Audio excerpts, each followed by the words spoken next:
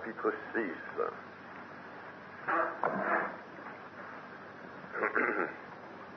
Verset 1er. Nous lirons jusqu'au verset 15 inclus. Après cela, Jésus s'en alla de l'autre côté de la mer de Galilée, de Tibériade. Une grande foule le suivait parce qu'elle voyait les miracles qu'il opérait sur les malades.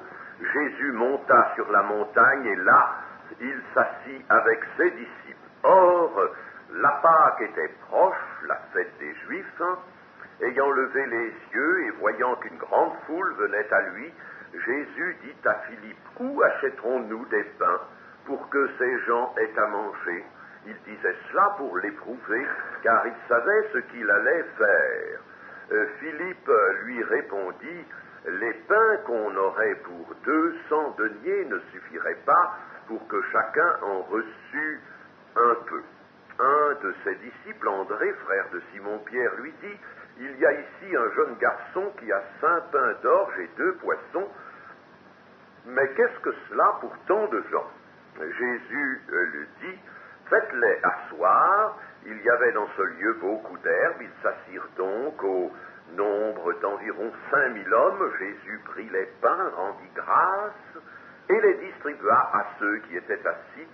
Il leur donna de même des poissons, autant qu'ils en voulurent. Lorsqu'ils furent rassasiés, il dit à ses disciples, « Ramassez les morceaux qui restent, afin que rien ne se perde. » Ils les ramassèrent donc, et ils remplirent 12 paniers avec les morceaux qui restèrent des 5 pains d'orge, après que tous eurent mangé. Ces gens, ayant vu le miracle que Jésus avait fait, disaient, « Celui-ci est vraiment le prophète qui doit venir dans le monde. » Et Jésus, sachant qu'ils allaient l'enlever venir l'enlever pour le faire roi, se retira de nouveau sur la montagne, lui seul. Amen.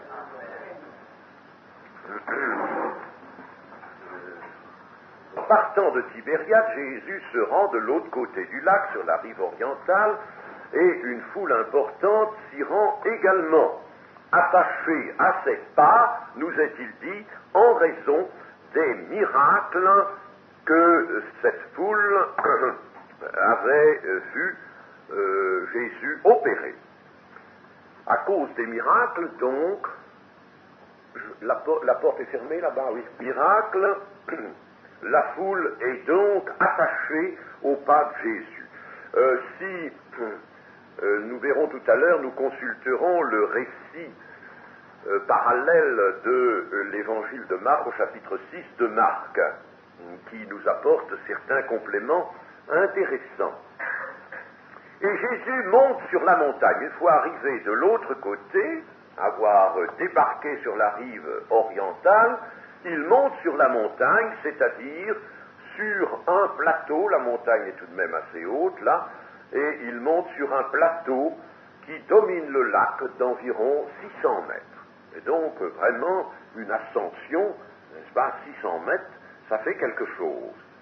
Et l'époque est indiquée ici, la Pâque était proche, la fête des Juifs, c'est-à-dire qu'elle était proche, nous étions, au début du mois de Nisan, c'est-à-dire dans la fin du mois de mars, au début du mois de Nisan, et c'est au 14e jour de ce mois de Nisan que la Pâque commençait. On pouvait donc être à une dizaine de jours, peut-être, on était au début du mois de Nisan, qu'on ne peut pas situer exactement dans le mois de mars, entre mars et avril, étant donné que ce mois ne coïncidait pas toujours avec nos mois actuels. Il variait un peu. Alors Jésus et ses disciples, donc, ayant traversé la mer de Galilée, la foule, elle, avait contourné ce lac à pied. Marc 6 nous le dit en effet, 6:33, beaucoup de gens les virent s'en aller, les reconnurent, et de toutes les villes, on accourut à pied, et on les devança au lieu où ils devaient se rendre. On a couru à pied, on les devança. Pendant que Jésus traversait le lac, sans doute la traversée n'était-elle pas absolument droite. Vous savez, pour traverser un lac, s'il y a un peu de vent, on est obligé de faire un V, n'est-ce pas, de décrire un V. Eh bien, l'évangile de Marc nous dit donc que beaucoup les devancèrent là. On a couru à pied.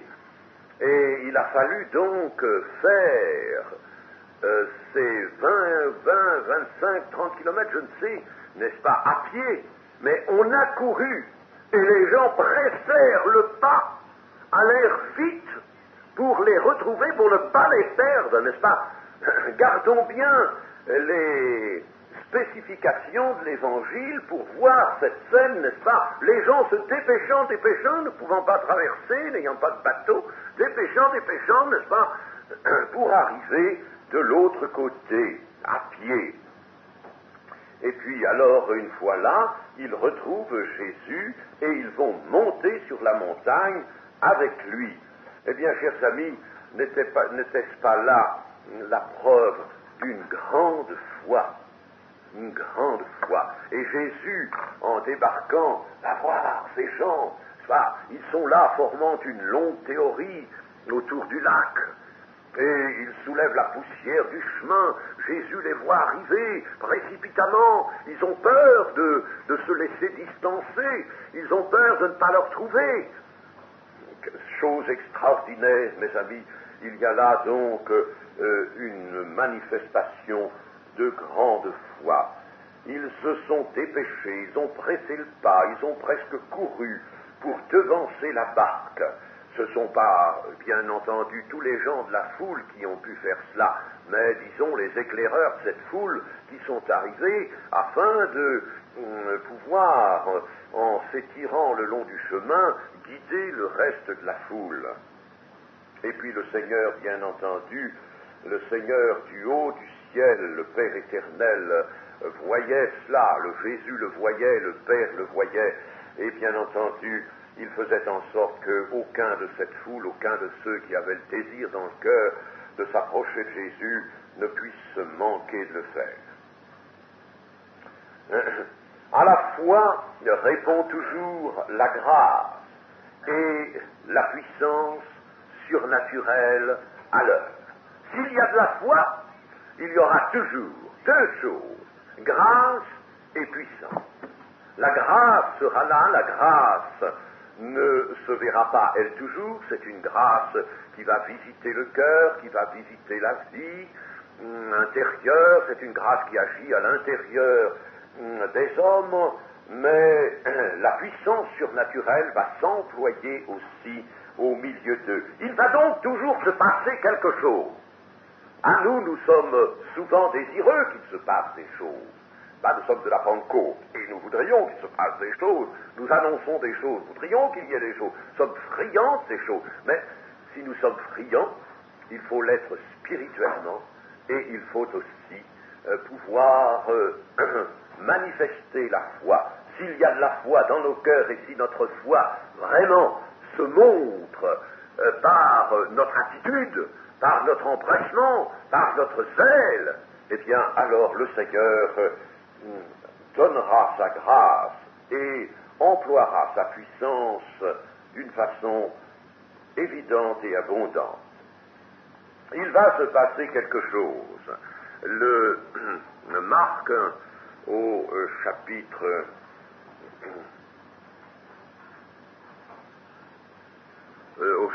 6, toujours, et au verset 34, nous dit « Quand il sortit de la barque, Jésus vit une grande foule, et il fut ému de compassion pour eux, parce qu'ils étaient comme des brebis qui n'ont point de berger, et il se mit à leur enseigner beaucoup de choses. » Jésus, donc, est ému de compassion. Il éprouve de la joie et de la compassion. La joie, Jean l'a peut-être davantage traduite dans son récit. Sans la nommer, on voit, n'est-ce pas, Jésus empressé. Jésus est heureux de voir cette foule qui s'empresse vers lui. Il a vu des foules, Mais quand des foules se sont constituées sans effort, cela ne lui a pas donné la même joie. Mais là, des foules qui courent, qui accourent, qui font un effort, qui parcourent une longue distance, qui se fatiguent pour venir vers lui, alors là, la preuve d'une foi est faite. Et Jésus éprouve donc de la joie et de la compassion. De la compassion parce qu'il lit dans les cœurs de ces gens et il voit que ces gens sont démunis de bergers. Il n'y a personne pour leur enseigner la vérité, personne pour les conseiller, personne pour les redresser. Ils sont là. Israël donnait ce spectacle à ce moment-là. Des gens sans berger. Il n'y avait plus de berger en Israël. Et c'est une chose terrible. Et moi, je pense souvent, quand je passe sur ce passage, je pense souvent à un pays comme notre France. Bah, vous me direz, mais il y a les assemblées. Il y a des assemblées un peu partout. Si on prend une carte de France et qu'on met des petites punaises de couleur pour marquer l'emplacement des assemblées, n'est-ce pas, on verra la carte se couvrir de petites taches. Seulement vos petites punaises, elles sont larges comme ça, elles couvrent, semble-t-il, un grand territoire, et en réalité, si vous mettiez des petits signes discrets, ça, vous verriez qu'il y a de grands vides. Et puis, chers amis, il y a de grands vides. Voulez-vous que je vous dise, je vais dans des villes souvent importantes, et je vois avec les pasteurs des assemblées de ces villes, que la majorité des gens qui composent l'assemblée des grandes villes viennent de l'extérieur. Souvent, ils viennent de la campagne. On va les chercher, les voitures arrivent, n'est-ce pas? Et puis quand on regarde, eh bien, à l'intérieur de la ville, il n'y a pas grand monde. Il n'y a pas grand monde de la ville même, de l'intérieur de la ville, il y a peu de monde. C'est une chose que j'ai constatée souvent. Il n'y a pas grand monde de l'intérieur. Mais alors, ces villes qui s'agrandissent, ces grandes cités, ces sup, les villes, les cités suburbaines, n'est-ce pas? Eh bien, tout ça, est-ce que ça ne constitue pas des troupeaux, des gens qui sont sans berger? Et, chers amis, c'est pas parce qu'il y a une assemblée dans une ville qu'il n'y a pas une grande masse de population sans berger. Notre France est pauvre, plus pauvre qu'aucun autre pays, en église et en berger. Elle est pauvre. Souvent on me parle, n'est-ce pas, des terrains de mission, c'est très intéressant, certes, mais quoi, la Pentecôte, je ne sais pas combien il y a de pasteurs exactement, j'ai pas fait le compte, mais enfin c'est 100 et quelques, je ne sais pas, peut-être 105, je ne sais pas si ça va à 150, j'en sais rien, je n'ai jamais fait le compte, mais c'est peu, c'est bien peu pour la population, pour 50 millions d'habitants, c'est bien peu, et savez-vous que la population augmente bien plus vite que le nombre de nos convertis? Par conséquent, la foule humaine est maintenant une foule sans berger. Et quand on réalise les temps où nous sommes, les catastrophes qui nous attendent, les jugements qui s'approchent bien vite, on ne peut être que saisi de compassion.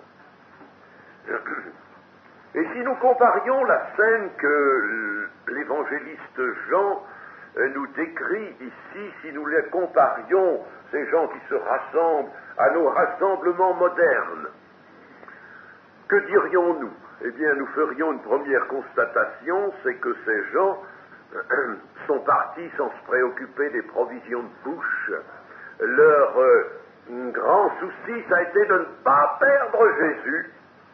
Ah, ils le regardaient, ils suivaient la barque. Dépêchons-nous, parce que tout à l'heure, nous n'allons plus voir où cette barque va aboutir, et puis nous ne pourrons plus, nous allons le perdre. Vite, allons, n'est-ce pas? Ils partent sans provision, Jésus le sait, les voyant venir, n'est-ce pas? Et c'est d'ailleurs pourquoi il va lui-même, le premier, parler de pain, n'est-ce pas? Ils n'ont pas de pain, ils viennent sans provision de bouche, tandis que dans nos rassemblements modernes, c'est la première des grandes préoccupations que nous avons, les provisions de bouche. Et nous partons avec des sacs bien garnis parce que nous avons peur pour une journée même de manquer de quelque chose. chers amis, je ne dis pas ça seulement par ironie, n'est-ce pas? S'il y a un peu d'ironie en cela, eh bien, laissons-la cette ironie, mais pensons à la réalité dans le fond. Est-ce que cela ne prouve pas l'état de notre cœur, chers amis? Si nous venions nous rassembler avec une grande foi en disant « Nous voulons la grâce, et nous voulons la miséricorde, et nous voulons la puissance », mais nous venons souvent parce que quelque chose est organisé, hein, et puis nous venons faire un bon pique-nique. Et ce n'est pas là la foi que le Père attend, que le Père désire, c'est pas ça. Voyez-vous, alors nous sommes à côté de la foi. Il faudrait que, je ne dis pas qu'il est nécessaire que nous oublions les provisions de bouche, bien sûr, mais il ne faudrait pas que ce soit la première des choses, la grande préoccupation, les provisions de bouche. Il faudrait que nous ayons comme préoccupation dominante d'aller retrouver Jésus, d'aller ensemble pour que du haut du ciel le Père voit un rassemblement de gens qui ont faim et soif de vérité, de parole de Dieu, soif de grâce, soif de compassion, soif de miséricorde, car nous avons tous encore bien besoin de la miséricorde de Dieu. Nous sommes affligés d'une manière ou de l'autre, nous sommes faibles, nous avons bien besoin que la miséricorde de Dieu s'exerce sur nous.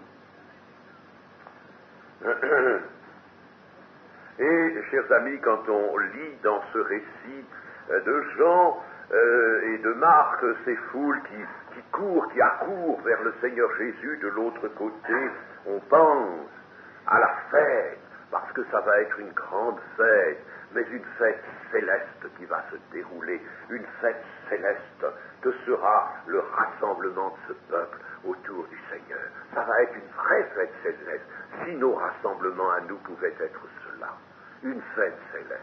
Ah, mes amis, je crois que nos rassemblements, ils rentrent aussi dans l'organisation, dans quelque chose qui tient de la forme, quelque chose de trop prévu, de trop organisé. Chers amis, j'ai peur de cela, voyez-vous.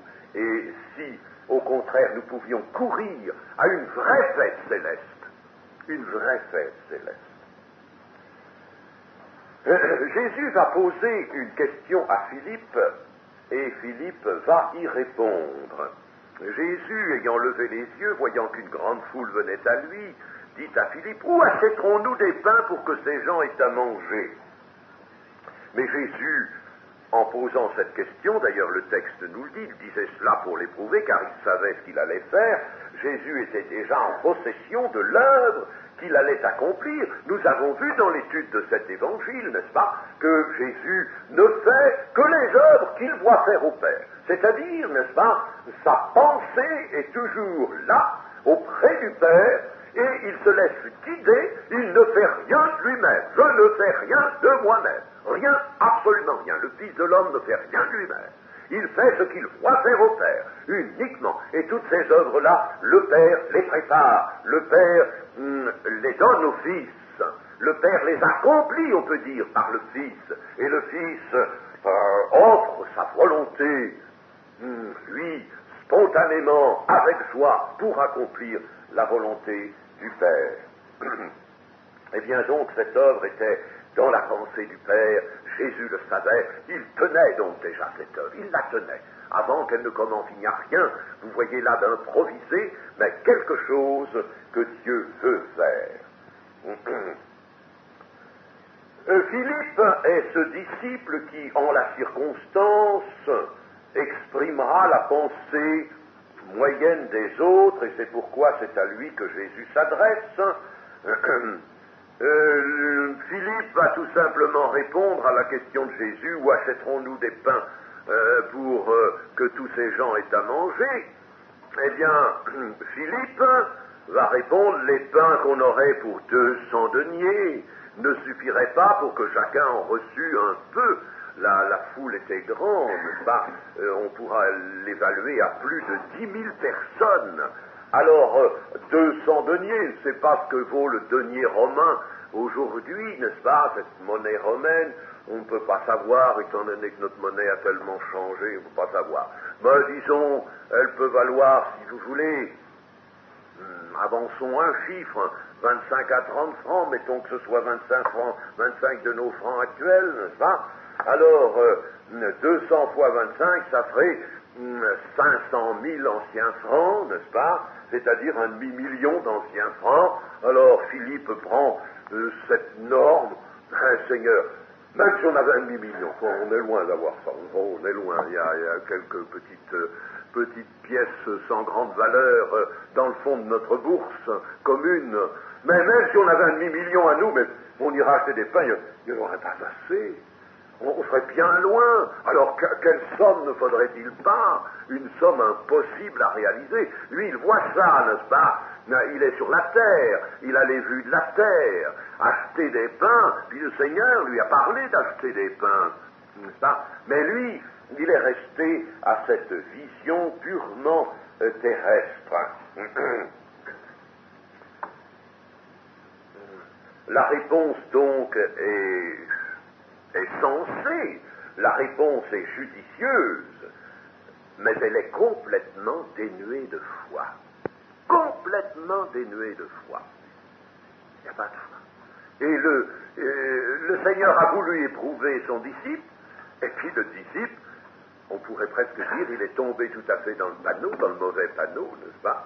Et il a montré que dans son cœur, il ne pensait pas à la foi. C'est pas que mauvaise volonté, mais il n'y pense pas. Souvent chez nous, c'est pas de la mauvaise volonté non plus. Oh non, c'est pas. Nous voudrions bien exercer la foi, mais nous n'y pensons même pas. On n'y pense pas. Alors on raisonne comme des terriens que nous sommes. Des terriens, sommes des terriens. Alors on raisonne, on fait rien. Nous ne sommes plus. À certains moments, il y a bien des moments de ces créatures qui sont assis dans les célestes avec Christ. Nous sommes assis par terre, assis sur la terre. Nous sommes devant les choses de la terre et nous ne savons pas élever nos cœurs vers les célestes par la foi. Quelle aurait pu être la réponse de Philippe? Eh bien, je ne suis plus à imaginer ce que pouvait être cette réponse. Elle aurait pu être celle-ci, par exemple.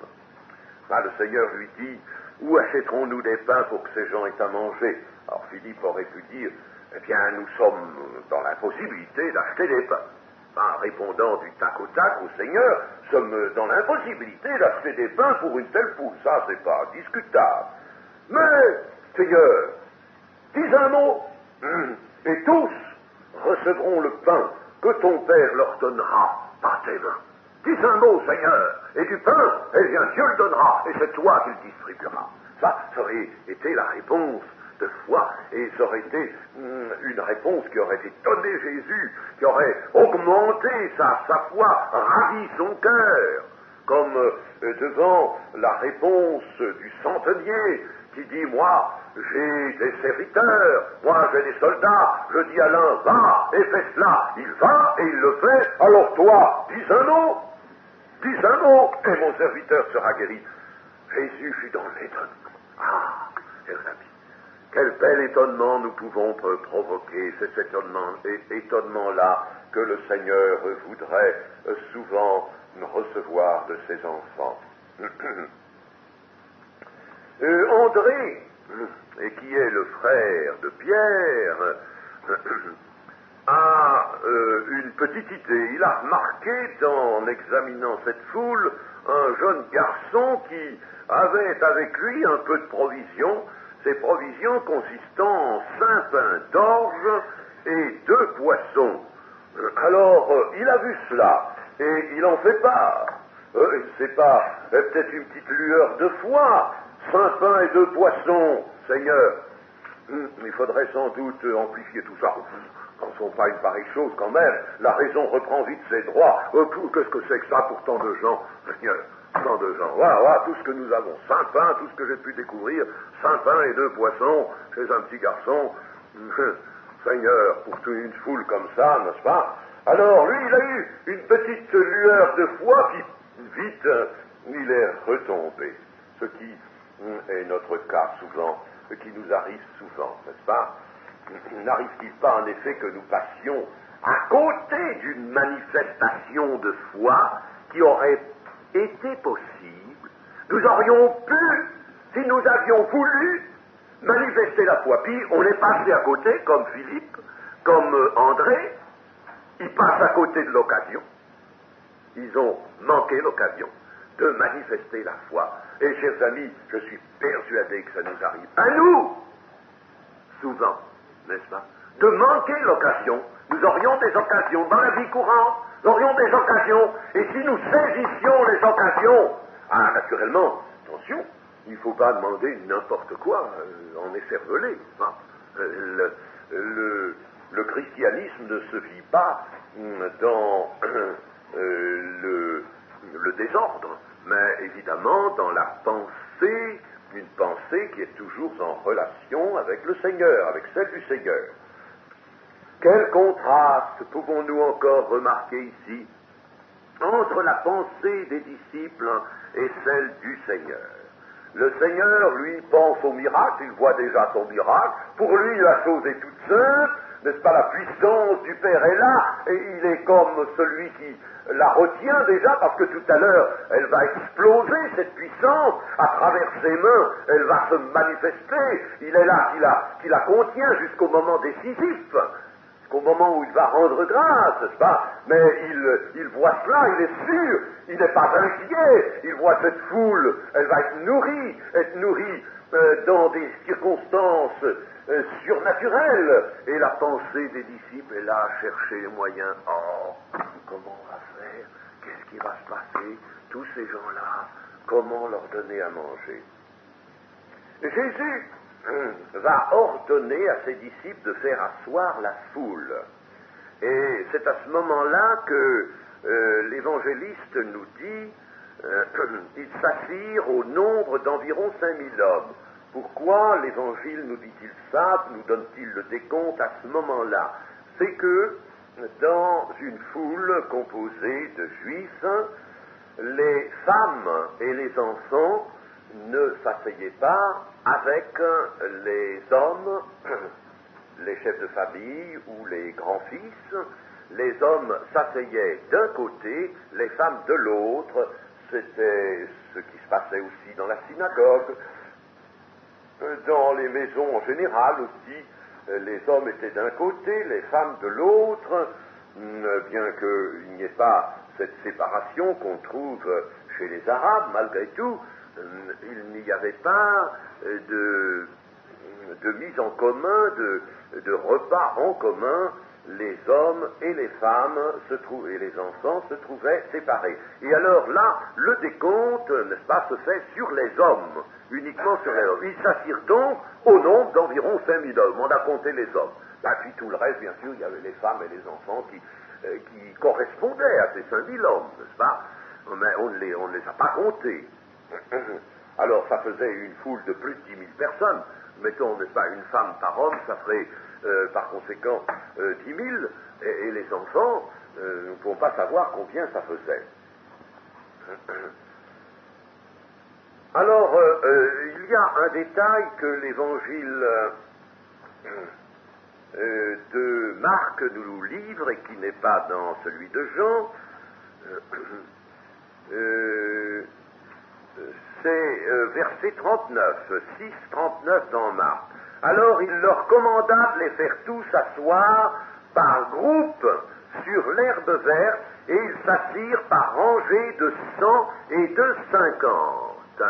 Voyez-vous, là, nous sommes au printemps, l'herbe verte, le gazon est très frais, très joli, et le Seigneur dit, eh bien voilà, nous sommes sur un plateau, il y a de quoi vraiment, n'est-ce pas, asseoir tout le monde. Mais est-ce que ça va se faire dans la pagaille? Non. Non. Et le Seigneur ordonne de les faire asseoir par rangée. Certainement, l'ordre du Seigneur a été plus précis que ne le rapporte l'évangéliste, n'est-ce pas? Et le Seigneur a dit, faites-les asseoir. Il y avait peut-être, on a peut-être pris motif d'une habitude, je ne sais, n'est-ce pas? Mais on a fait asseoir par rangée de 50 et de 100. Il y avait donc des groupes bien déterminés. Et il y avait toujours dans l'esprit du peuple l'ordre qui régnait autour du tabernacle lorsque les 12 tribus étaient rangées. Lorsque les tribus, n'est-ce pas, étaient dans un ordre parfait, chacun derrière son prince, son chef, et puis quand on marchait, il y avait aussi un ordre prescrit, n'est-ce pas? Eh bien, le Seigneur Jésus, voyez, là, a ce même souci d'ordre. On ne va pas laisser la foule s'asseoir n'importe comment, n'est-ce pas? Non. Et puis, il faut faire des distributions. Alors, il faut qu'on puisse passer dans les rangs, dans les rangées, pour faire des distributions. C'est extraordinaire, voyez-vous. Nous trouvons là un mélange de surnaturel, la multiplication des pains. De ce côté-là, on ne s'occupe pas des ressources de la terre, on ne reste pas dans les limitations de la terre, on s'en échappe, et combien. Et puis, de l'autre côté, n'est-ce pas, le surnaturel vient s'insérer dans l'ordre naturel, et de ce côté-là, alors il faut vraiment adopter quelque chose qui soit de la sagesse, d'une sagesse terrestre peut-être, ou d'une sagesse céleste, qui a son reflet sur la terre. Il faut de l'ordre. Tirons leçon de cela, voyez-vous, le surnaturel qui entre dans les contingences du naturel, mais il faut de l'ordre. Et j'en tirerai, si vous voulez, une petite leçon pour nos réunions, quelles qu'elles soient, et notamment nos réunions de culte. Dieu est un Dieu d'ordre, nous dit l'apôtre Paul. Il faut de l'ordre. Il faut de l'ordre. Et l'ordre, ce n'est pas la forme. La forme, c'est la forme détestable, la forme à rejeter. C'est celle qui suppléerait l'absence du surnaturel. C'est celle qui voudrait remplacer l'esprit. Mais lorsque l'esprit est venu parce que les cœurs sont ouverts, parce que les cœurs sont remplis de foi, parce qu'il y a de l'obéissance dans le peuple, qui est la grande manifestation de la foi, alors à ce moment-là, le surnaturel, l'esprit est là, mais l'esprit désire venir s'insérer parmi nous qui sommes sur la terre dans un certain ordre. Et c'est pourquoi nos réunions ne doivent pas être pagailles. Chacun son tour, nous dit le chapitre 14. Moi, je suis étonné qu'on ne lise pas ça. On lit ce chapitre pour y trouver, n'est-ce pas, des éléments touchant les dons spirituels, notamment les dons vocaux, le parler en langue, la prophétie. C'est très bien. C'est très bien ça, mais prenez tout. Prenez aussi l'ordre. Chacun son tour, n'est-ce pas? Voyez-vous?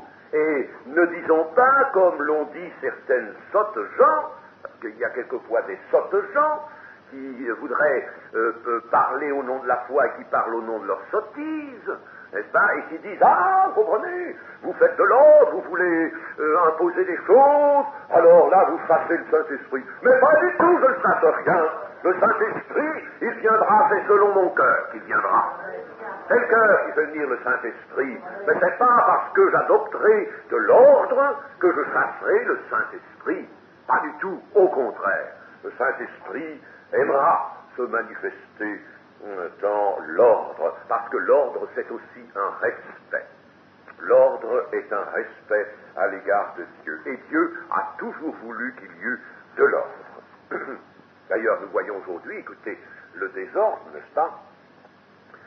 D'après les descriptions qu'on a du rassemblement hippie d'Aix-en-Provence en ce moment, n'est-ce pas?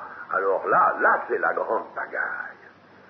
Là, c'est la grande pagaille. Alors, l'image de ce monde dévoyé est une image de désordre.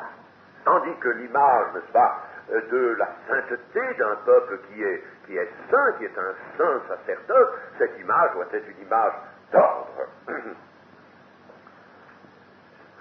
Et alors, le Seigneur va rompre les pains, rendre grâce. Rendre grâce comme le père de famille. Au milieu de cette grande famille, n'est-ce pas, nous voyons un grand repas. Vous n'avez jamais assisté à un repas juif, c'est dommage. C'est une expérience que le Seigneur m'a donné de faire. Pas à un repas, mais même à plusieurs repas, j'ai assisté. Des repas dans une grande famille juive juive avec le chandelier à cette branche. C'était très impressionnant. Ah, pour une fête. Alors j'ai été l'invité, c'était un honneur exceptionnel d'ailleurs d'être invité, n'est-ce pas, à cela, et j'étais à côté du patriarche, chef de famille. Et tout à fait à côté, il m'avait donné la place, et lui était au milieu de cette vaste table. C'était une grande pièce, très grande pièce, il y avait beaucoup de convives. J'étais un petit peu gêné, moi, là, au milieu, mais enfin, j'étais très heureux d'y être quand même. Eh bien, le moment est arrivé, n'est-ce pas, où l'on a commencé le repas, et puis alors, le patriarche a rendu grâce, a fait des prières en hébreu, hein, fait des prières, et le repas a commencé. Si vous aviez vu cette crainte quand même, il y a une chose que nous devrions hériter des Juifs. Je crois que notre foi n'est pas assez passée par l'éducation de l'Ancien Testament.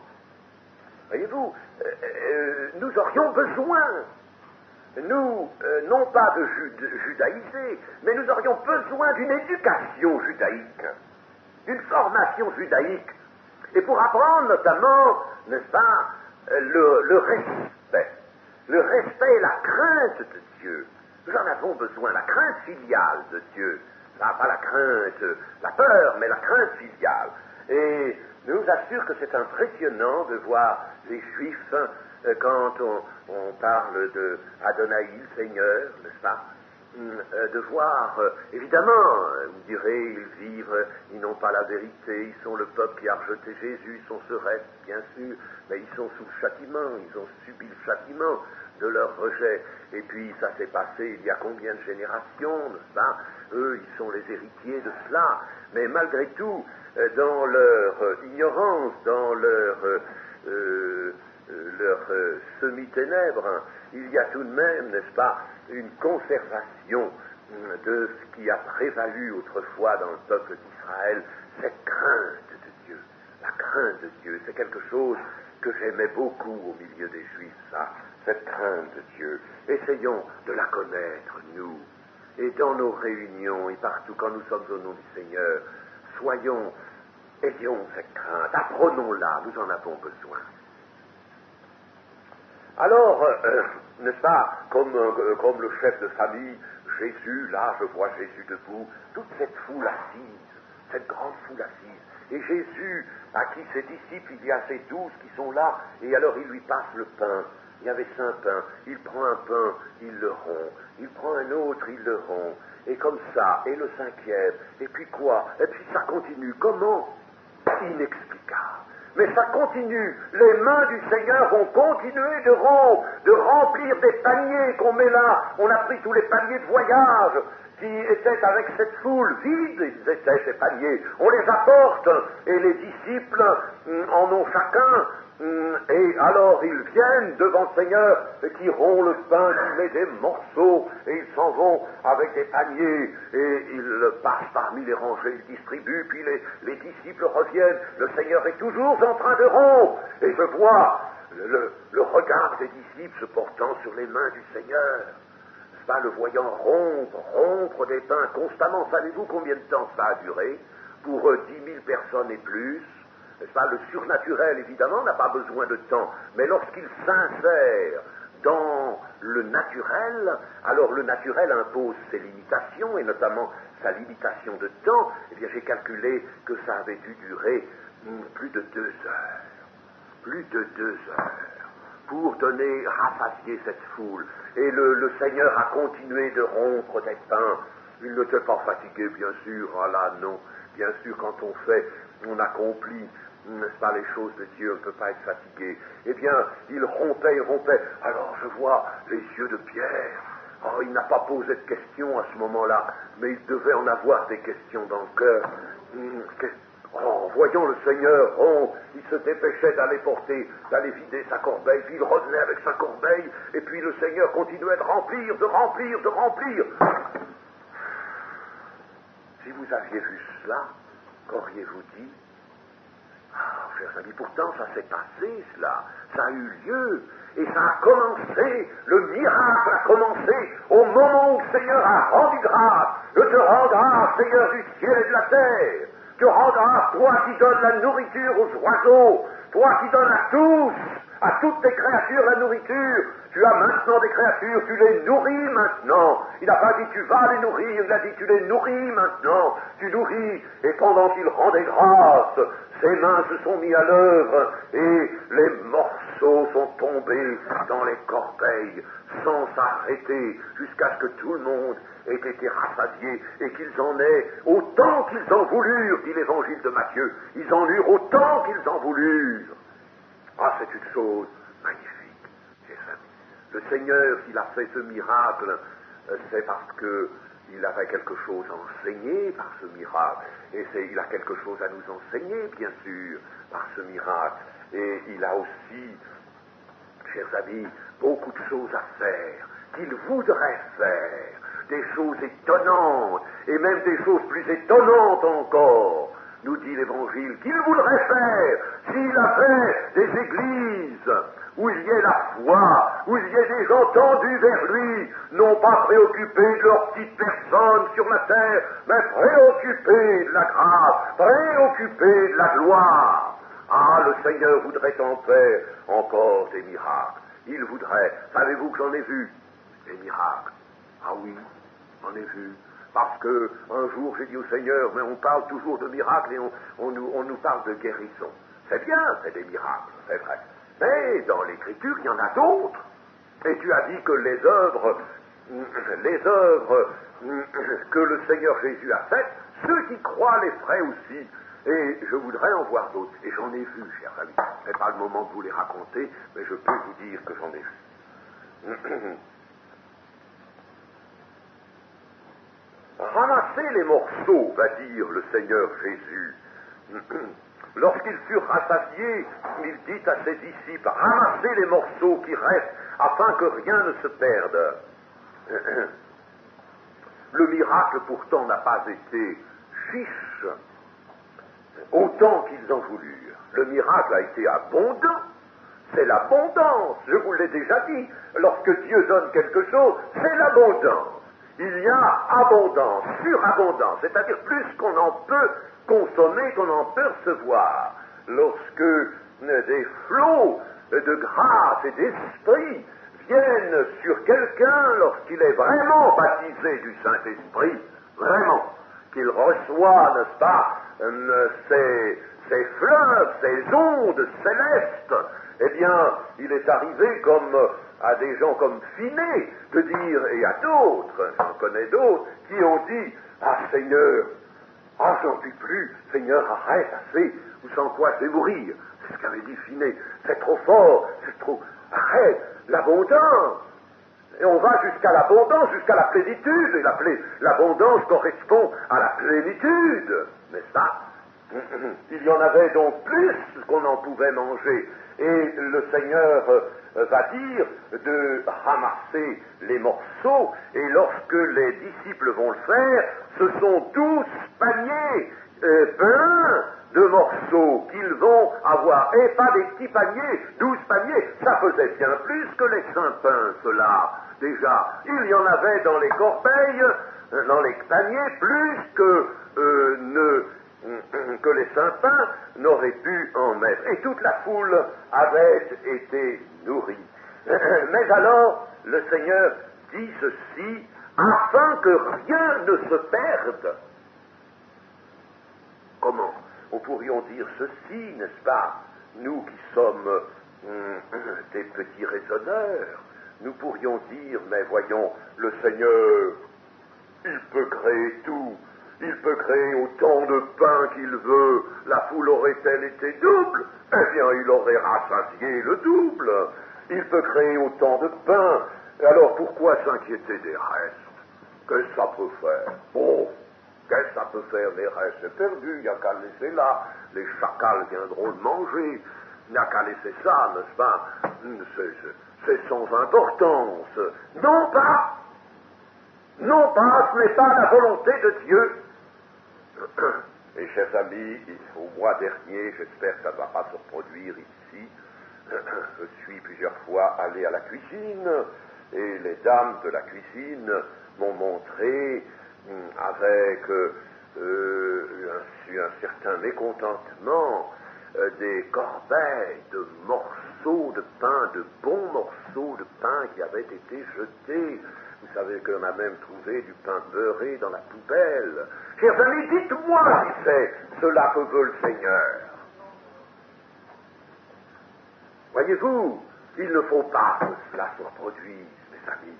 Non seulement parce que cette œuvre n'a pas d'argent à perdre, tout doit être compté, n'est-ce pas? Mais parce que le Seigneur ne le veut pas. Il donnera l'abondance, mais il ne veut pas qu'on gâche et qu'on perde.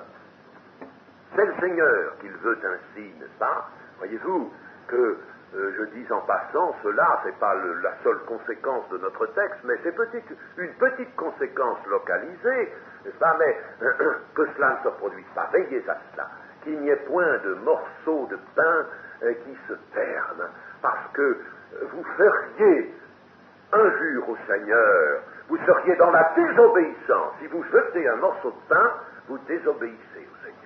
Parce qu'il a dit, afin que rien ne se perde. Qu'a-t-on fait de ces morceaux? Eh bien, on les a mangés sans doute sur le retour, on les a consommés, on en a fait quelque chose, mais on ne les a pas perdus. Et le Seigneur ne voulait pas qu'on les perde, alors que pourtant, il pouvait en faire tant et tant. 12 paniers. Il y avait 12 paniers. Vous savez que le Seigneur Jésus, dans un évangile synoptique, rappellera à ses disciples le nombre 12 de la première multiplication. On est ici dans la première multiplication des pains. Le nombre 12 de corbeilles. Dans la seconde multiplication, le nombre des corbeilles laissées, des corbeilles de morceaux, n'est-ce pas, qu'on n'a pas mangé, est au nombre de 7. 12. 12, c'est le nombre des apôtres. C'est celui des tribus de Judas. Ce sont les fondements humains de l'œuvre magnifique du salut. Les fondements humains des 12 fondements. N'est-ce pas? Les 12 fondements de la cité céleste. Les fondements humains. Puisque l'homme c'est lui, et qui est l'objet de la miséricorde de Dieu. C'est lui que Dieu sauve. Eh bien, il a placé au sein de cette humanité pécheresse qu'il vient sauver, il a placé un fondement 12 tribus, 12 apôtres. Et ce chiffre 12, nous le retrouvons dans toute la loi mosaïque. Le chiffre 12, c'est le fondement humain. Mais quand viendront les fondements divins, quand viendront les manifestations divines, elles seront, elles, marquées du chiffre 7. C'est pour ça que la seconde multiplication, la première multiplication, c'est le peuple d'Israël qui prépare une seconde multiplication. La seconde multiplication, elle, c'est l'Église, n'est-ce pas? C'est le temps nouveau, c'est le royaume de Dieu en préparation. Et alors là, c'est le chiffre 7. Ce sont les 7 chandeliers. Ce sont les 7 esprits, les 7 cornes de l'agneau. C'est le chiffre 7 qui prévaut parce que tout vient d'en haut.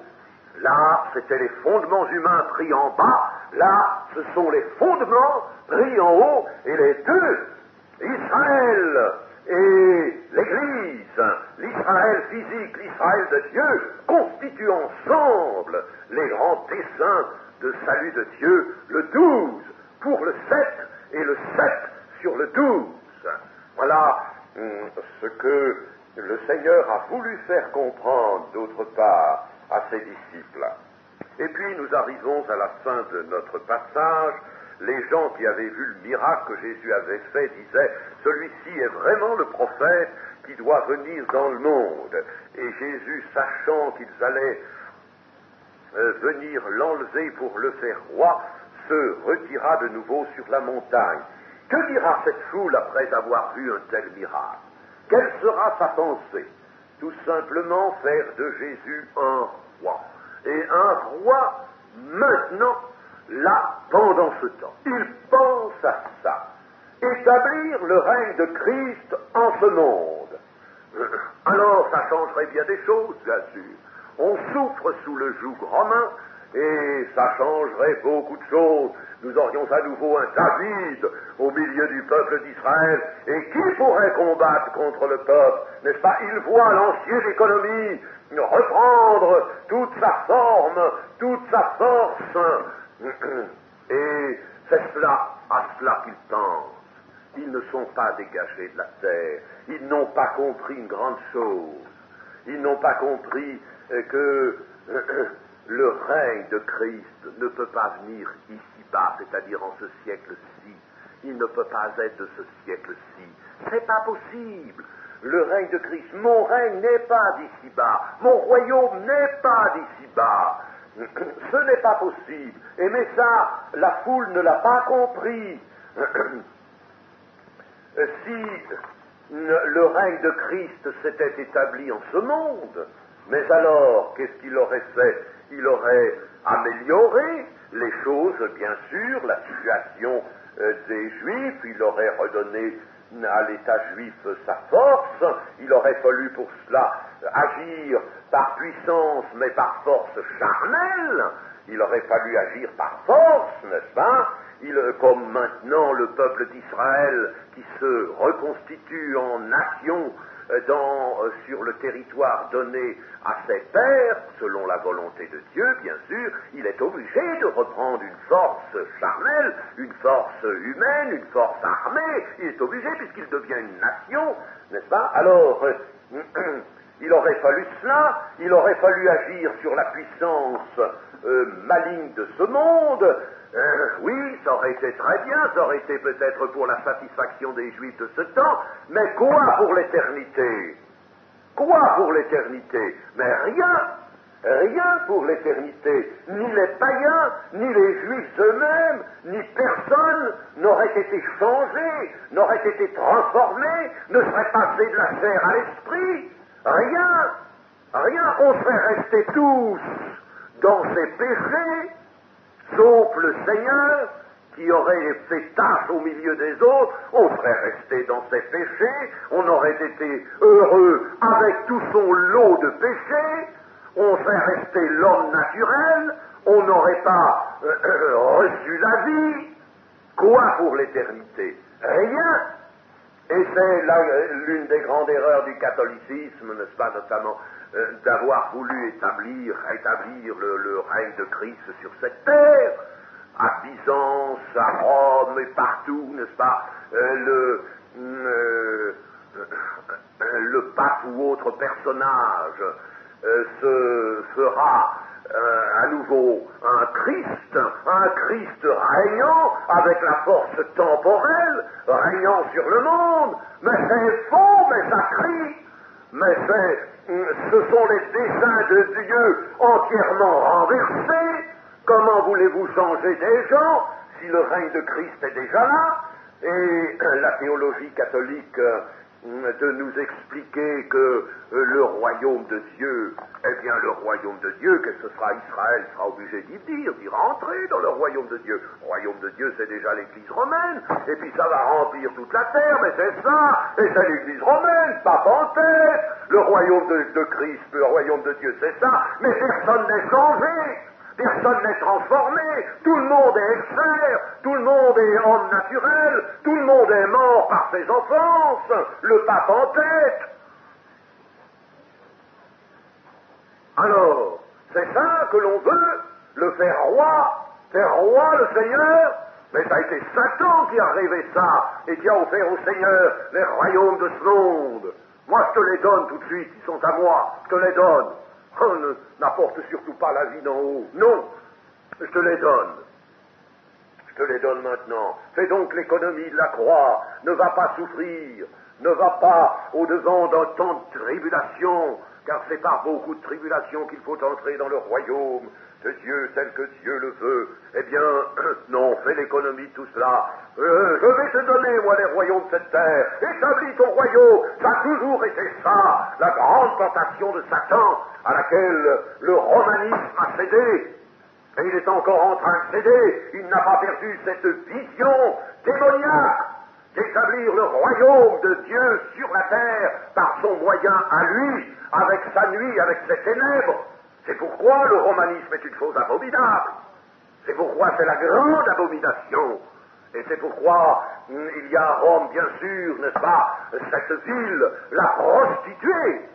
La prostituée qui s'est corrompue avec tous les rois de la terre, c'est elle qui va grandir, qui va étendre son domaine sur toute la terre par le moyen de l'œcuménisme, c'est cela.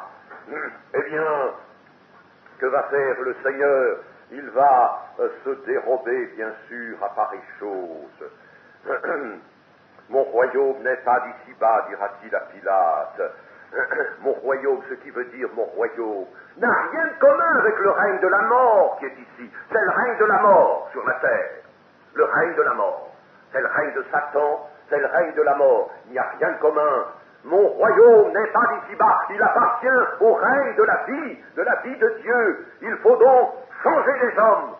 Et nous voyons la nécessité de l'Église, la nécessité d'un temps d'arrêt, d'un temps de patience, pour changer des hommes, sans quoi de royaume, il n'y en aurait point.